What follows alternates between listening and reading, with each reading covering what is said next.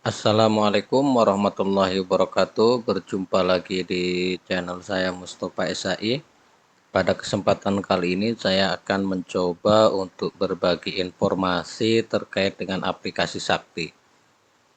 Bahwa saat ini terjadi update ya Bapak Ibu, ada update pada aplikasi Sakti terkait dengan target kinerja Satker. Jika pada bulan sebelumnya di bulan Juni ya, saya atau rekan-rekan semuanya saat membuka aplikasi Sakti di modul komitmen itu di sini adanya hanya realisasi kinerja Satker. Namun saat ini sudah ada penambahan menu yaitu target kinerja Satker. Nah, untuk target kinerja Satker ini sudah ada petunjuknya ya Bapak Ibu. Nah, di sini ada petunjuk teknis aplikasi Sakti terkait dengan pengisian dan pelaporan data target proyeksi output Satker. Nah, di sini ada beberapa hal ya yang disampaikan dalam petunjuk teknis ini. Sini saya akan sampaikan poin-poinnya ya Bapak Ibu. Di sini diantaranya ya Bapak Ibu terkait apakah perbedaan penilaian indikator capaian output saat ini dari penilaian sebelumnya. Jadi terkait dengan menu baru ini ya Bapak Ibu, target kinerja Satker ini adalah terkait dengan capaian output. Jika sebelumnya target capaian output dihitung triwulan, maka untuk saat ini target capaian output diproyeksikan secara bulanan.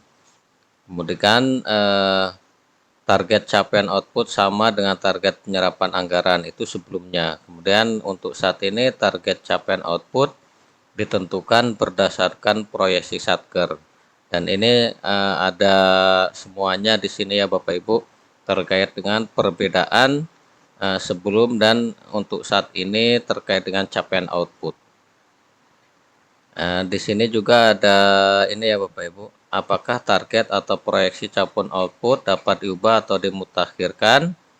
Nah, di sini ada penjelasannya ya Bapak Ibu. Untuk periode pemutakhiran reguler mengikuti periodisasi pemutakhiran rencana perakiraan dana halaman 3 DIPA. Jadi untuk rencana atau target kinerja Satker ini mengikuti periode pemutakhiran RPD halaman 3 DIPA. Yaitu Januari Desember 10 hari kerja awal Februari atau triwulan 1. Pemutaran data target capaian output periode April sampai Desember, 10 hari kerja awal April untuk triwulan 2 dan seterusnya ya Bapak Ibu. Dan di sini di bagian akhir di sini ya Bapak Ibu di petunjuk teknis. Jadi untuk lebih lengkapnya nanti akan saya bagikan ya Bapak Ibu petunjuk teknis ini, silahkan Bapak Ibu nanti baca dan dipedomani.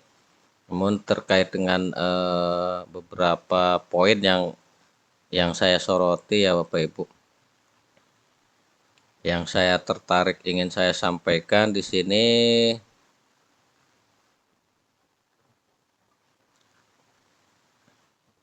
terkait dengan penilaian IKPA ya Bapak Ibu.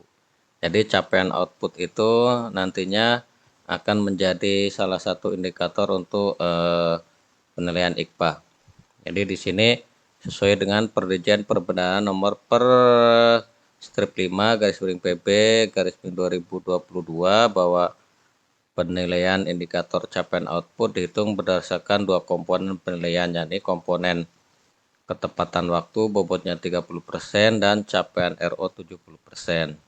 Ketentuan perhitungan kerja komponen capaian RO adalah sebagai berikut. Nah, di sini adalah perbedaannya ya Bapak Ibu, perbedaan ketentuan perhitungan kinerja komponen capaian RO.